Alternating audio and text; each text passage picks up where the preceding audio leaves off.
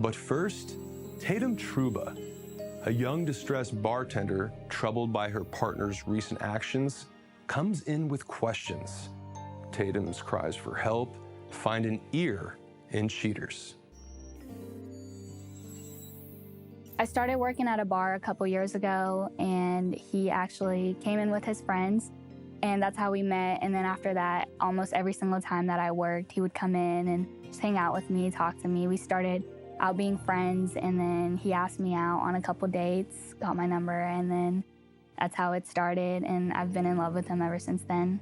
My family absolutely adores Spencer. He's actually the only boyfriend that I've had that they all love. My dad and him, you know, they go fishing and all stuff. I just love that he has a really close relationship with my family. Spencer, age 28, a mechanic accused of wrecking his relationship.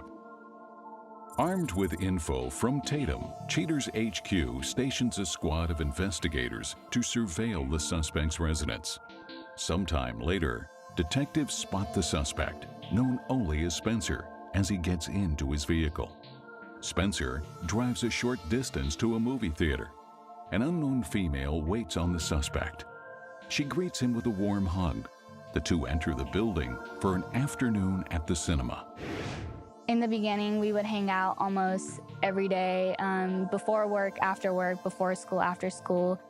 We would spend a lot of time with his daughter, and I've grown really close to her.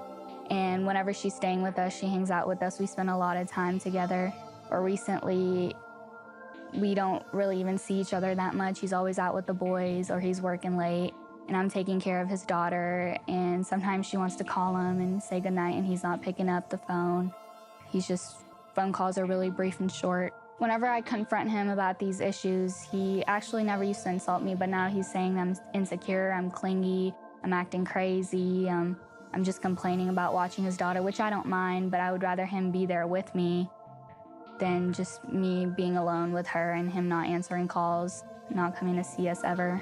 One of my friends actually found his profile on Bumble, and I didn't even know what that was, and it's a dating app that people use to hook up and date other people. And when I confronted him about it, he said that was when he was in college, and it was before he met me that he was using to meet new people. But I actually stumbled into pictures on his profile that were of me and him, which he cropped me out of, and I just can't believe that he was still saying that it's old, and then there's recent pictures on there. Sometime later, the suspect and his movie date exit the theater. As they say their farewells, the unknown lady leaps into the suspect's arms. She goes one way, and Spencer goes back to his vehicle. Investigators follow the suspect back to his home, ending this day of surveillance. When we first started dating, I didn't think the age difference mattered very much because we were so in love. He was so into me, and he just acted like I was the only girl he saw, but now it's so different. I don't know if I could forgive him if he was cheating on me. You don't do that to somebody you love. At this point, I don't even know if he still loves me. I feel like I'm just his babysitter at this point, and somebody that pays bills and helps him out with car payments. I don't know if he still has those feelings for me that he did back then, and especially if he's cheating on me, that would honestly crush me. I don't think I could be with him after that. After everything that I've done, and finding out that he's cheating on me would just be heartbreaking.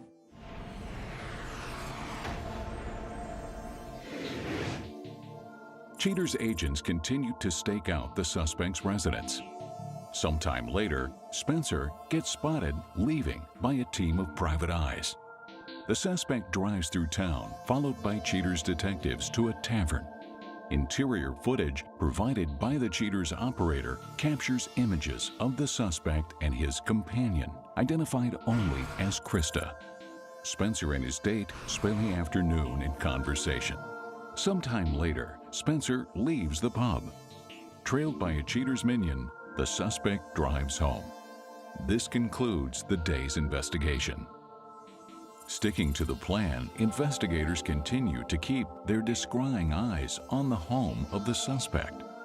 This afternoon, both Spencer and his companion leave the suspect's house. Spencer, a portrait of gallantry, holds the car door open for his femme fatale before he enters the vehicle. Cheaters follows tightly as the suspect drives his lady friend to a grocery store.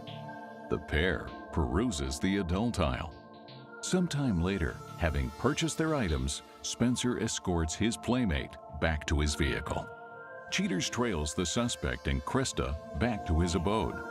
Once again, Spencer, the picture of a true gentleman, opens the door for his side sweetheart. Cheaters collate all evidence and put a call out to an anxious Tatum. Coming up, the confrontation.